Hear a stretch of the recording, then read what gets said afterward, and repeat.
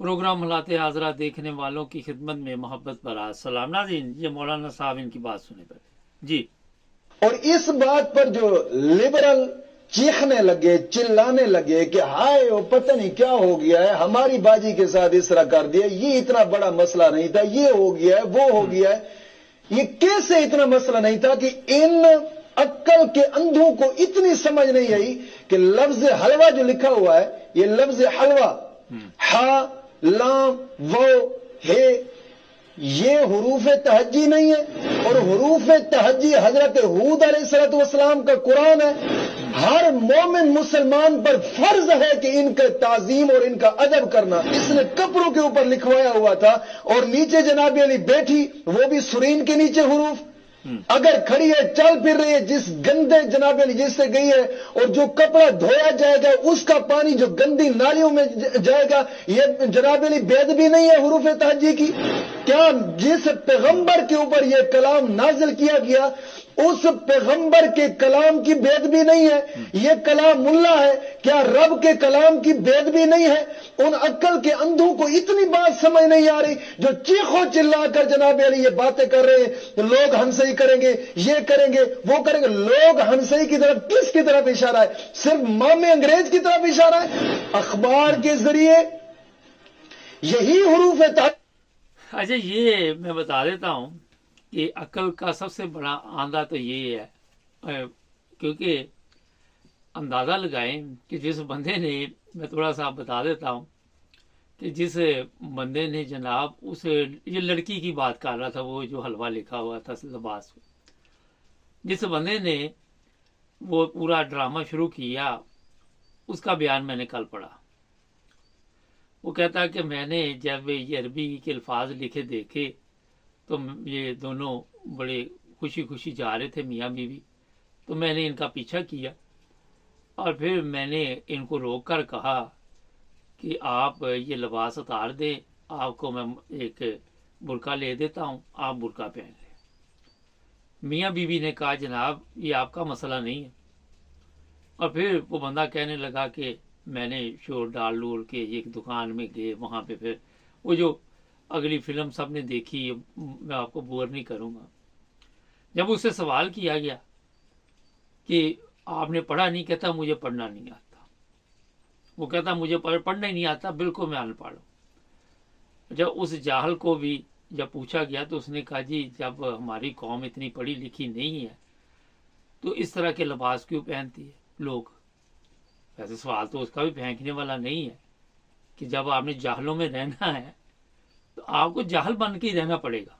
जब आपने अनपढ़ इस तरह के जो जिस तरह ये मौलवी जाहल इस तरह के लोगों के साथ जब आपका बैठना उठना होगा तो आप अक्लमंदी की बात नहीं कर सकते, क्योंकि एक जाहल को समझाना बड़ा मुश्किल काम है। मेरा तो ख्याल है बड़ा नामुमकिन है, क्योंकि हमारी जो कौम की हालत है, आप देख ले जो हालत का कितना म्यार है हमारा। हमें पता होता है कि ये लोग जो है ये हमारे ऊपर हुक्मरान नहीं करेंगे और कोई हमारी मदद नहीं करेंगे, मगर हम उनके आगे पीछे भागते। जहालत का ये म्यार है कि एक वीडियो कल मैंने स्टेटस पे आपने लगाई थी टिकटॉक से लेके कि वो चावल ला के उन्होंने अभी पकड़ी हुई है, उसने ट्रे में डाले भी नहीं, वो नीचे पड़ी हुई थी। तो जो चावल लेने वाले थे उन्होंने आधे चावल नीचे गिरा दिए और आधे चावल एक दूसरे छीन कर अपनी प्लेटों में डाल लिए। एक मिसाल दी आपको। अब वहां पे आप देखते होंगे कि अगर कोई पढ़ा लिखा आ जाता, कोई समझदार आ जाता, वो इनकी हालत देखता तो फिर वो भूखा रह जाता। वो फिर कहता जनाब मुझे तो मिलना ही नहीं। जब दूसरी ट्रे आनी थी उसने भी उसी तरह हिस्सा डालना था, वरना उसका प्रोग्राम बढ़ गया था। तो जो चीज़ मैं आपको समझाने वाला हूँ, अब ये हे लिखा हुआ था, ते लिखा हुआ था, बे लिखा हुआ था, जीम लिखा हुआ था, चे लिखा हुआ था। बंदा इस जाहल मौलवी से पूछे कि सऊदी अरब में आप चले जाए तो अरबी हर जगह लिखी हुई है। यहाँ पे मैं आपको बड़ी माजरत के साथ बताऊं कि कई दफ़ा बेहुरमती भी की गई है।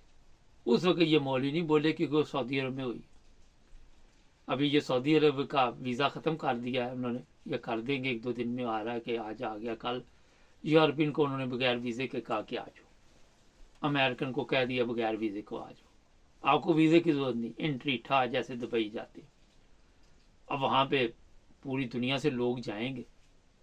और ये भी मुझे इतला मिली कि काफ़ी बड़े बड़े प्रोजेक्ट वो बना रहे हैं। ये शोर डालते रहे, ये पाकिस्तान में शोर डालेंगे, ये कहेंगे ये अंग्रेज़ वहाँ पे मक्के के एरिए में कैसे पहुँच गए, फलां कैसे पहुँच गए, क्रिश्चियन कैसे पहुँच गए। और उनको आहिस्ता आहिस्ता आपको मैं इतला दे रहा हूँ कि ऐसे हालात मुझे इतला मिल चुकी है। अभी मैं बात नहीं करना चाहता वक्त से पहले कि कोई भी जा सकता है, जहाँ पे भी कोई पाबंदी नहीं सऊदी अरब लगाने वाला। अच्छा, सऊदी अरब के उलमा जो खामोश रहेंगे, हमारे पाकिस्तान के उलमा को प्रॉब्लम हो जाएगी। जिनका मुल्क है उनको कोई मसला नहीं होगा। और जिस मुल्क में मिलावट वाली आपको चीज़ नहीं मिलती, रिश्वत नहीं है, चोरी करो हाथ काट दिया जाता है, ज़ना करो संसार कर दिया जाता है, जो काबू आ जाए।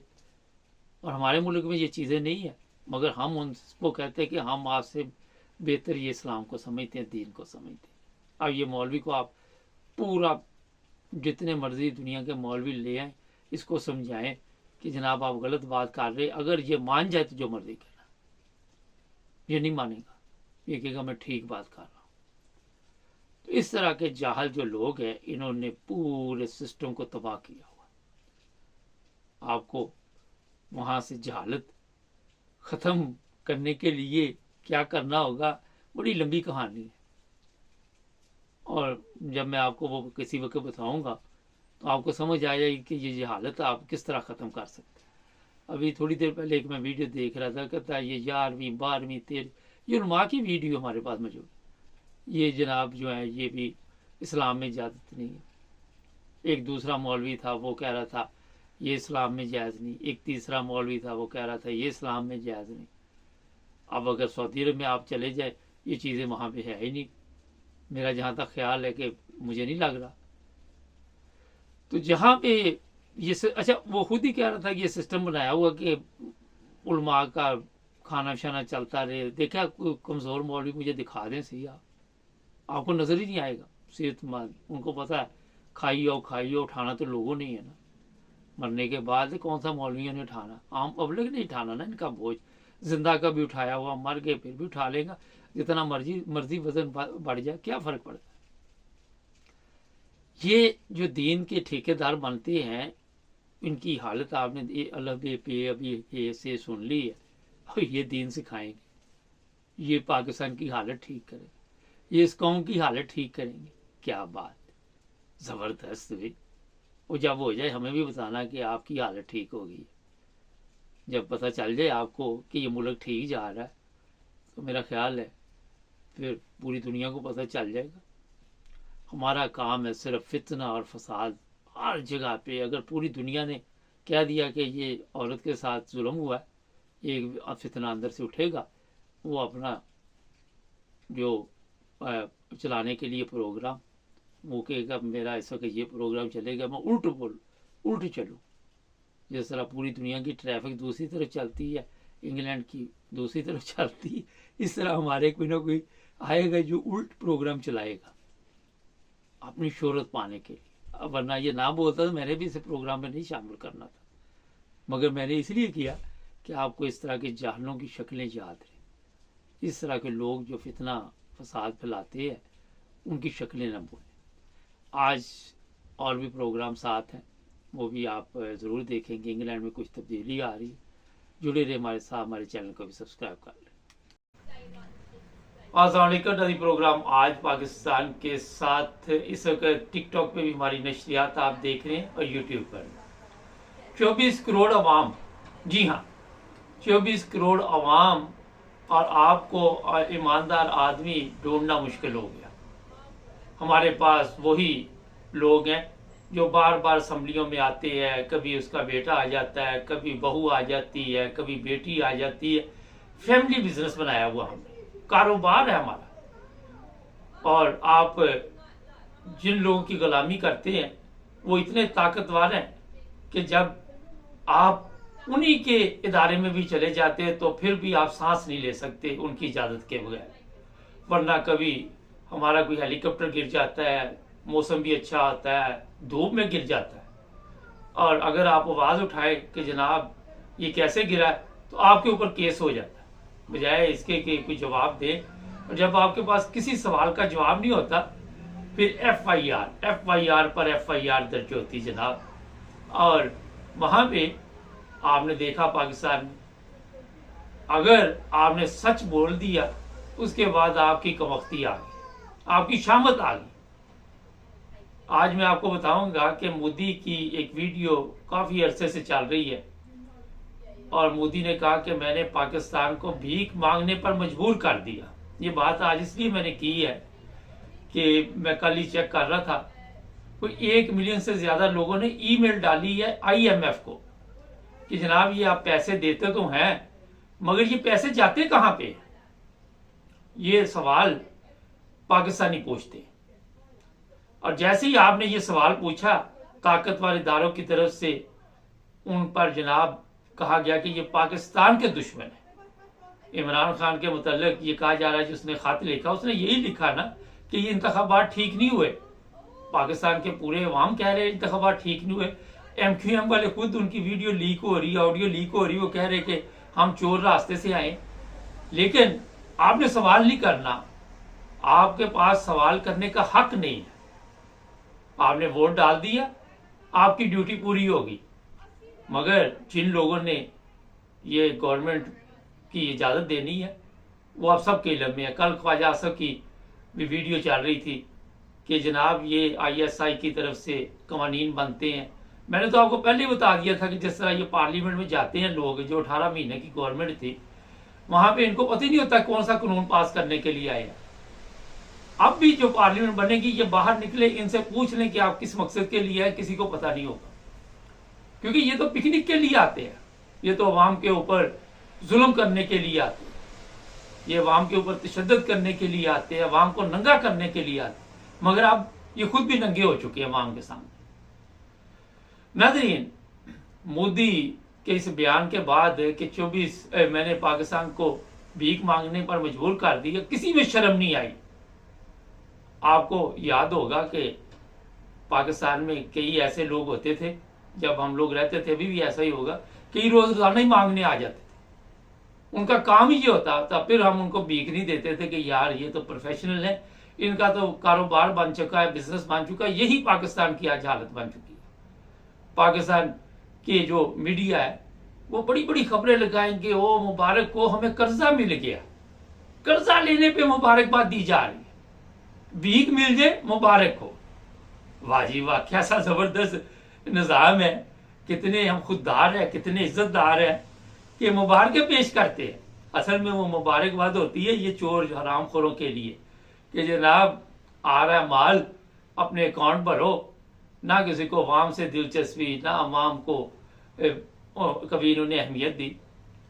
अपने बच्चों को तो ये अहमियत देते हैं, ये ताकतवर लोग आके सारा दिन झूठ बोलते हैं, जिनके पास लाठी आजकल है।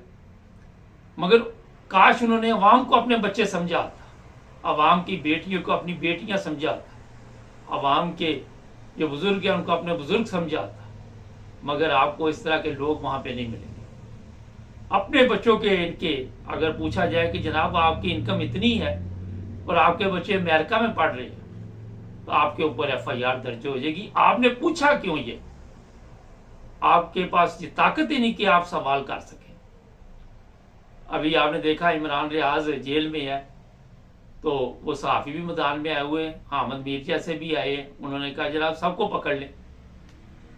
तो मेरा फिक्र की जरूरत नहीं है, जो गवर्नमेंट पंजाब में आ गई सबको ही पकड़ लेगी। आप आवाज उठाएंगे वो पकड़ के अंदर दे देगी। ये अदालतें जो जहां पे आप सोच रहे हैं कि आपको इंसाफ मिलेगा, वो इंसाफ के लिए नहीं बैठी हुई, वो इनके तहफ़्फ़ुज़ के लिए बैठी हुई है, चोरों के तहफ़्फ़ुज़ के लिए। कि ये जो चोर डाकू है, जब इन पे कोई केस बनना है तो इन्होंने यहाँ भाग के आना, तो फिर हमने इनको फिर कहना नहीं नहीं ये बिल्कुल पाक साफ है। क्योंकि चोर दूसरे चोर की तो रहनुमाई करेगा ना कि जनाब इसने चोरी नहीं की, इसने डाका नहीं डाला, ये तो बहुत पवित्र है, नेक है। तो ऐसा सिस्टम जो पाकिस्तान में चल रहा है कि आपको एक ईमानदार आदमी ढूंढना पड़े, और आपको मिले नहीं। अगर कोई आ भी जाए तो उसको हम टिकने नहीं देते। याद होगा आपको कि पाकिस्तान में जो लोग अभी भी रहते हैं, किसी इदारे में किसी जगह पे कोई ईमानदार आ जाए तो उसके लिए मुसीबत बन जाता है, इदारे के लिए या उस इलाके के लिए या उस पुलिस स्टेशन के लिए, जिसमें भी आ जाए वो कहते हैं यार इसने तो हमारी हड्डी भी बंद कर दी है। मुझे याद है मैं एक दफ़ा जर्मनी में फ्रैंकफर्ट एम्बेसी में गया, पुरानी बात है, तो वहाँ पे एक चौधरी साहब थे जो अंदर काम करते थे। मुझे कोई काम था तो मैं उनसे बातचीत कर रहा, तो एक बुजुर्ग थे, वो बेचारे बाहर चौकीदार थे, वो बार बार सिगरेट आके ना, उस वक्त सिगरेट की इजाज़त थी दफ्तरों में, यहाँ अब तो बंद हो गया हुआ ना, वो आके वहाँ पे ना सिगरेट बुझाए। तो मैंने कहा जज साहब ये इधर बार बार बाबा क्यों आ रहा है? कहता है इसको ये है कि जो हड्डी मुझे मिलेगी मुझे भी मिले। तो मैंने कहा हड्डी तो मिलनी नहीं। कहता इसको हर एक का भी शक होता है कि जो आया इतनी देर बैठा हुआ है, कोई हड्डी प्रोग्राम है। तो जब आपके इदारे में कोई ईमानदार आ जाता है तो आप कहते हैं जनाब अब ये जो हमारी हड्डी है उसमें भी, जिस तरह वो कहते नहीं कबाब में हड्डी बनेगा, अब ये उसमें हड्डी बनेगा। तो आज ईमानदार आदमी ढूंढने के लिए आप कहाँ जाएंगे, ये भी एक बड़ा अहम सवाल है। कोई नहीं मिलेगा आपको, क्योंकि आपने ईमानदार आदमी पैदा ही नहीं किए। आपकी कोशिश ही रही कि चोर चक्के हरामखोर पैदा किए जाए जिनको ऊपर लेके आए। आज जो ईमानदार होगा उसको आप ऊपर ही नहीं आने देंगे। वो बेचारा रुलता फिरेगा, कभी जेलों में, कभी अदालतों में, कभी कचहरियों में, कभी कहीं कभी कहीं। ये पाकिस्तान की मौजूदा हालत नहीं, ये बड़ी देर से चल रही है।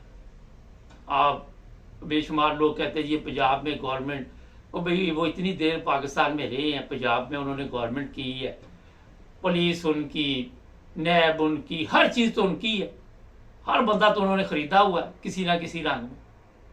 तो वो किस तरह वहां पे दूसरे को गवर्नमेंट दे सकते हैं? इमरान खान ने जब गवर्नमेंट ली पंजाब की तो वो वज़ीर आला जिसको बनाया उस पर सारी कौम बोलती रही, इमरान खान ने भी ध्यान नहीं दी। और अब पता चल रहा है जनाब उसने भी अरबों की जायदाद बना ली, करोड़ों की।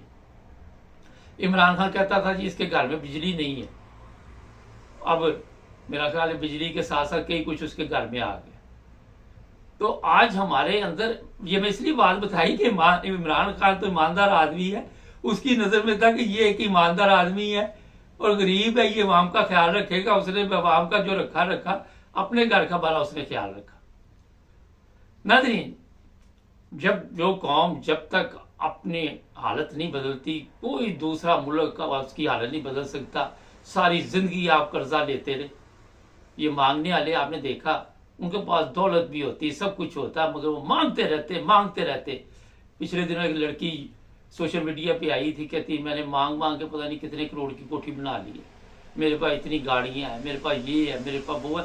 ये सोशल मीडिया पे वीडियो चल रही, मगर वो शक्ल से फिर भी मांगने वाली लग रही थी। तो आज पाकिस्तान में अगर वही हिसाब है कि आप वैसे किसी के पास चले जाए तो हमारी गवर्नमेंट तो उनको पता ये मांगने आए, ना कोई इज्जत ना कदर।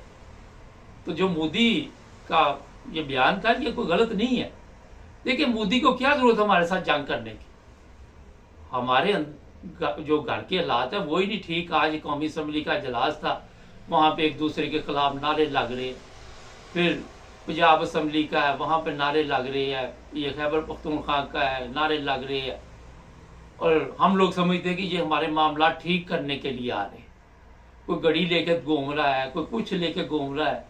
पूरा मुल्क सारे लोग खा गए, किसी की घड़ी नजर आ गई बस उसको उठा के भागते फिरो। बाकी अगर आप किसी से सवाल कर ले कि जनाब ये इंग्लैंड के जो घर है वो कहाँ से आए हैं, दुबई की प्रॉपर्टी कहाँ से आई है, तो जनाब उसका हमारे पास जवाब नहीं। वो घड़ी हमारे सर में पड़ गई, वो घड़ी जो बहुत ही मुकद्दस थी, उसी के साथ ही मुल्क का पूरा नुकसान हुआ। उसी की वजह से हम मांगना शुरू कर दिया हमने, उसी की वजह से पाकिस्तान के हालात खराब हुए।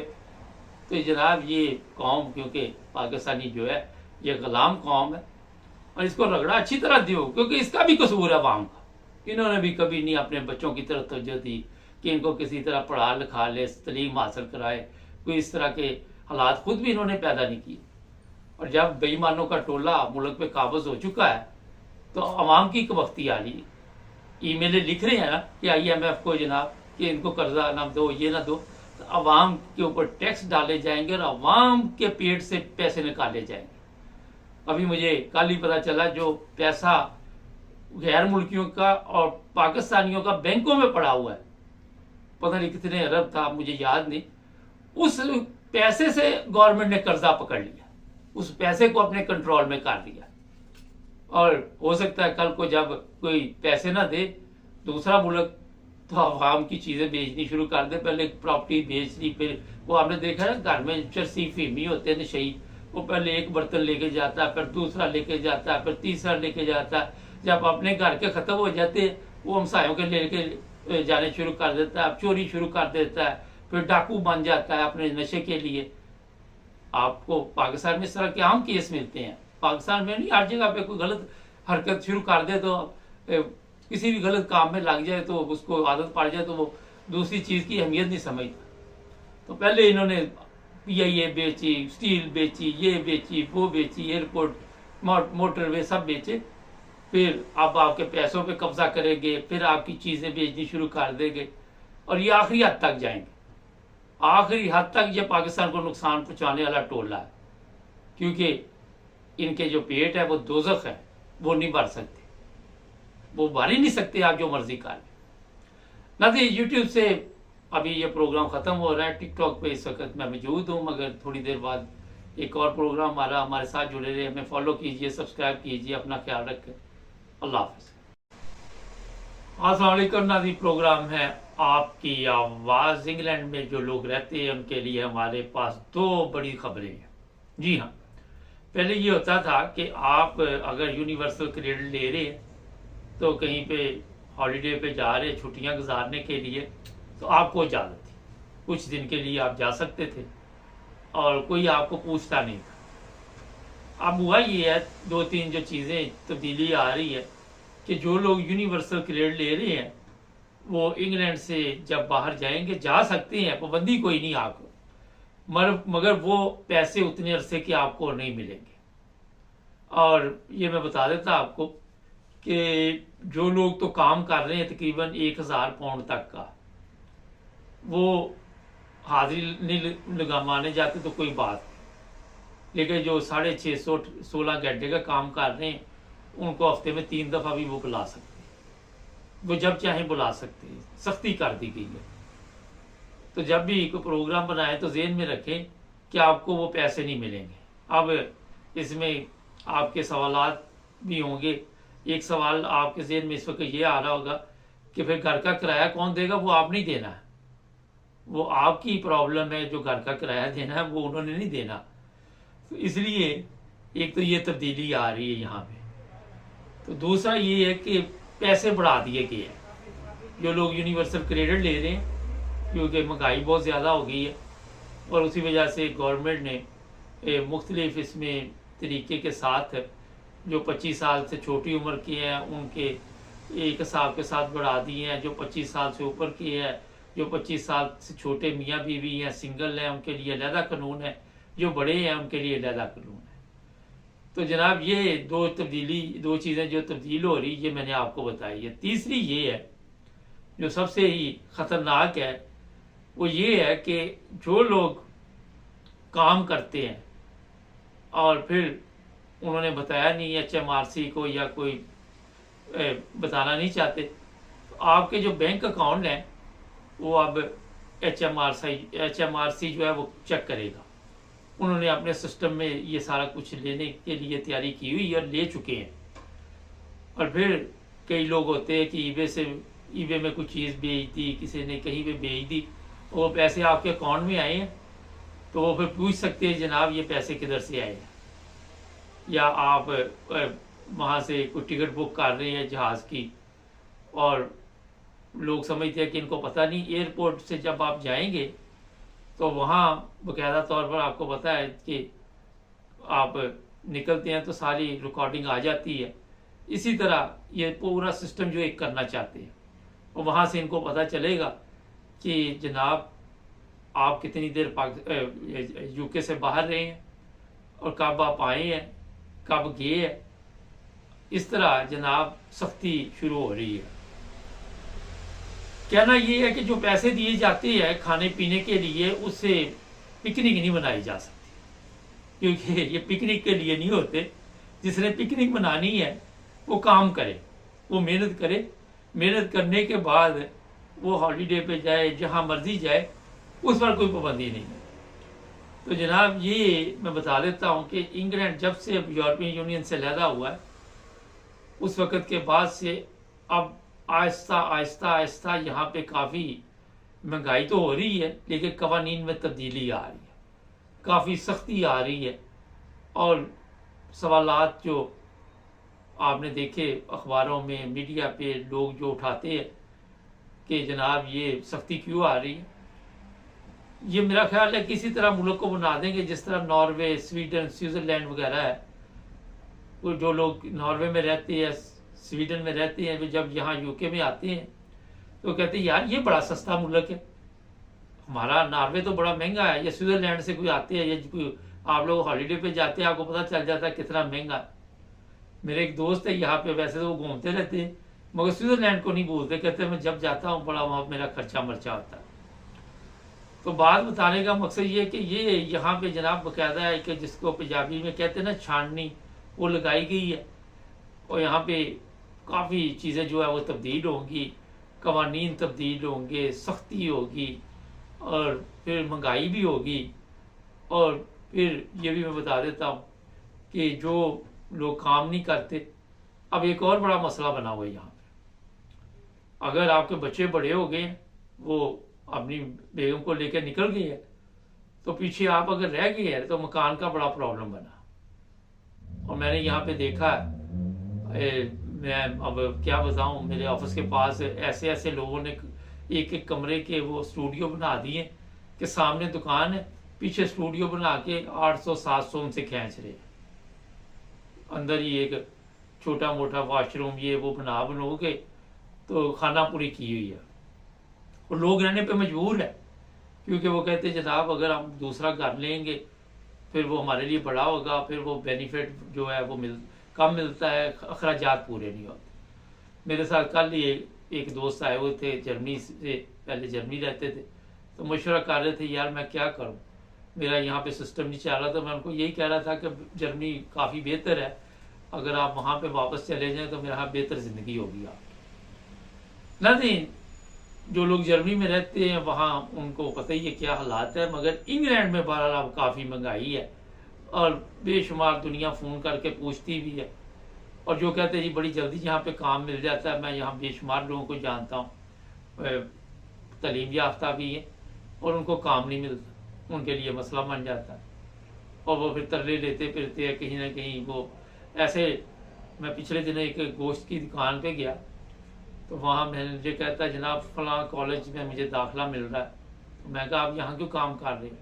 कहता जनाब क्या करूँ मैं, और कोई काम मिला नहीं तो मुझे इस तरह फिर करना पड़ा, और उसके बगैर गुजारा नहीं।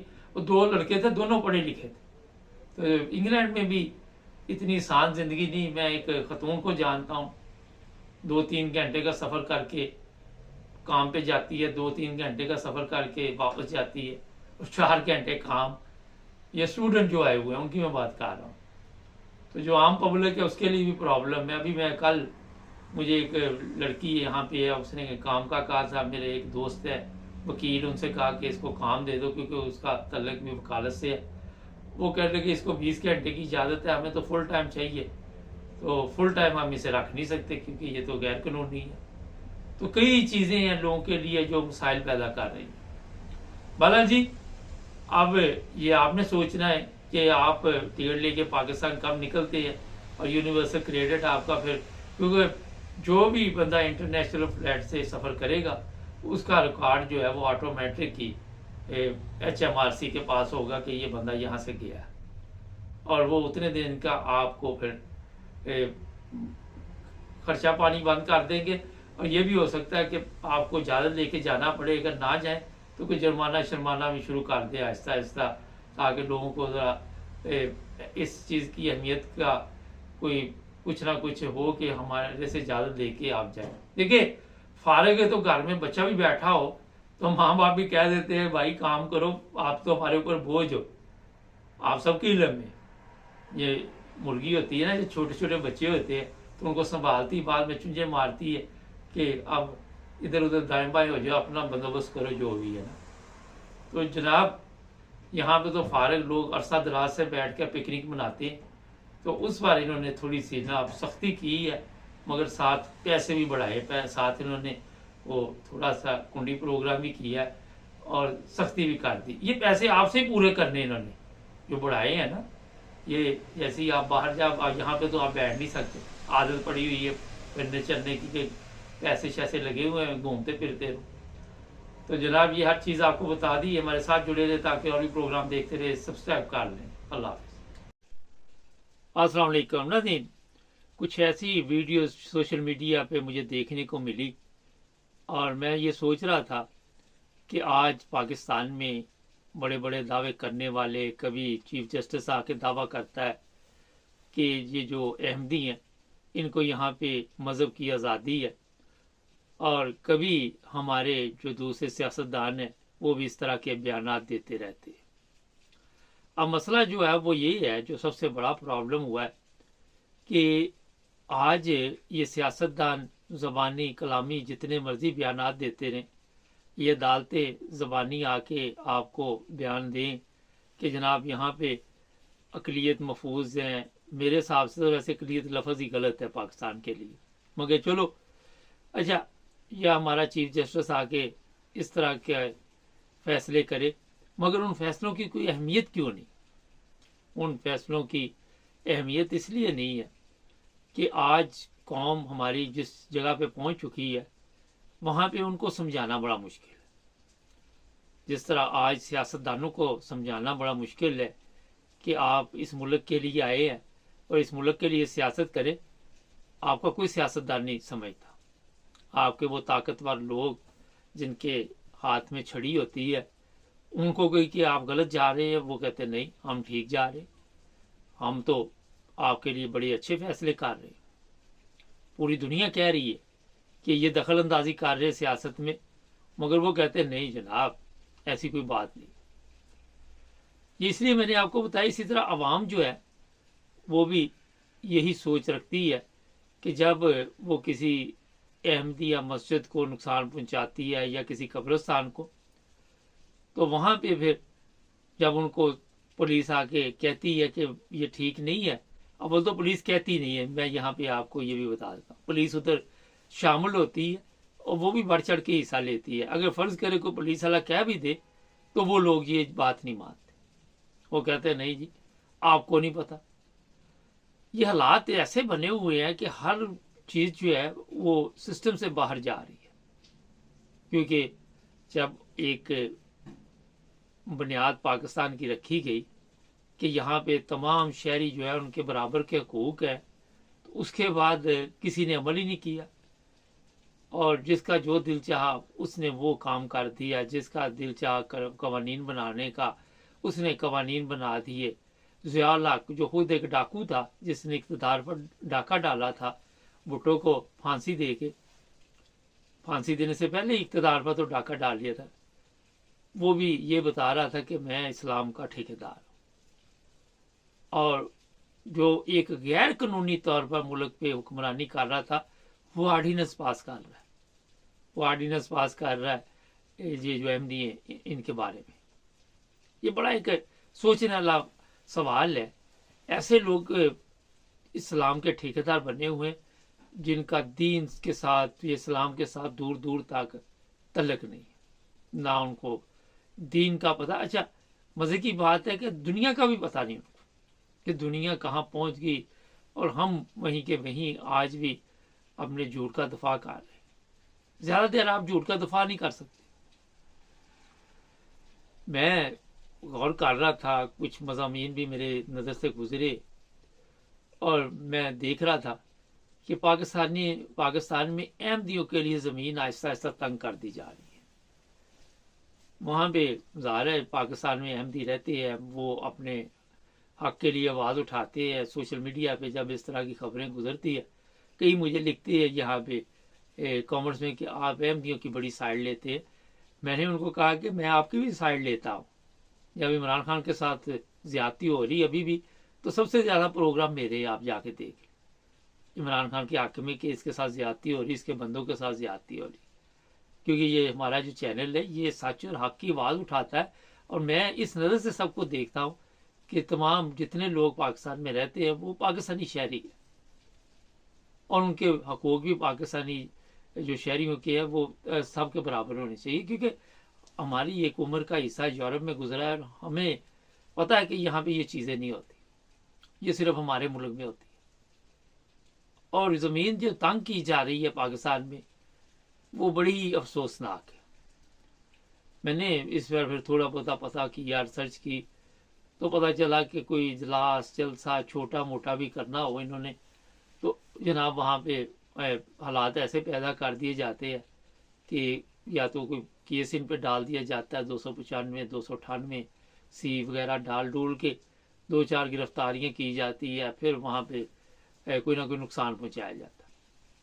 और ये जो वीडियो कराची की मुझे नज़र आ रही थी, यहाँ पे पुलिस भी साथ मिली हुई है, पुलिस खुद तहफ़्फ़ुज़ दे रही है, जो 200-250 लोग वहाँ पे आए हुए हैं। और फिर अगर आप ये कहते हैं कि जनाब अवाम कहती है जी हमारे साथ ज़्यादती हो रही, तो आप भी कोई मौका नहीं छोड़ते कि आपको भी कोई कमज़ोर नज़र आ जाए ना, तो मौका आप भी नहीं छोड़ते। अगर वो ताकतवर लोग आप पर जुल्म करते हैं क्योंकि आप ताकत में उनसे कम है, आप कमज़ोर हैं, तो जब आपको कोई कमज़ोर बंदा नज़र आ जाता है फिर आप भी वही तमाशा शुरू कर देते, वही काम धंधा आपका भी शुरू हो जाता है। तो हमारा ये कल्चर बन चुका है, हमारा ये सिस्टम बन चुका है कि जो कमज़ोर होगा उसे आप जुल्म का निशाना बनाएं, ज़्यादती का निशाना बनाएं, और वहाँ पे नारे ये लग रहे होंगे कि हम शायद कोई दीन की बड़ी खिदमत कर रहे हैं, किसी की मस्जिद को गिरा रहे हैं, उसके मनार तोड़ रहे। बड़े लोग मुझे कहते हैं जी वो मस्जिद नहीं कह सकते बाबा, इधर यूरोप में हम सब मस्जिद ही कहते हैं, वो आपके वहाँ पे ये चीज़ें इसीलिए वहाँ पे ये कवानीन बने हुए ना, यूरोप में तो नहीं है। तो मैं इसलिए आसान लफ्ज़ों में आपको समझाना चाहता हूँ कि ये लोग यहाँ पे मस्जिद ही कहते हैं सब। खैर, क्योंकि मैंने देखा कई प्रोग्रामों में ये गोरे भी या जर्मन कोई भी वो जाते हैं तो विज़िट करते तो मस्जिद ही बोल रहे थे।